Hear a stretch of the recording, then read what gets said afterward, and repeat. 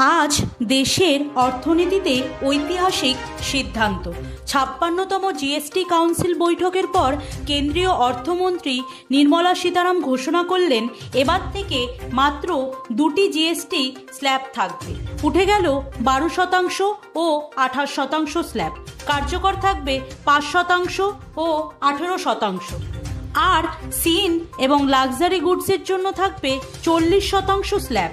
নতুন হার কার্যকর হবে আগামী ২২শে সেপ্টেম্বর থেকে।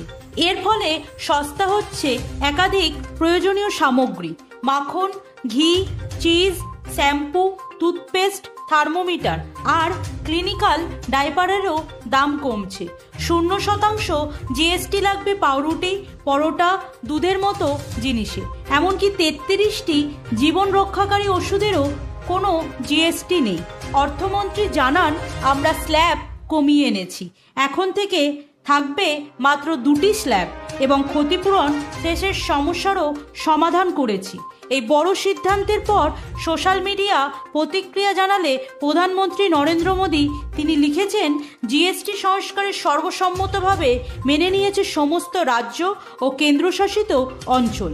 এর ফলে সাধারণ মানুষ, মধ্যবিত্ত, মহিলা, যুব সমাজ, কৃষক এবং ক্ষুদ্র ও মাঝারি শিল্প বিশেষভাবে লাভবান হবেন। এই ঘোষণার ইতিবাচক প্রভাব পড়েছে শেয়ার বাজারেও।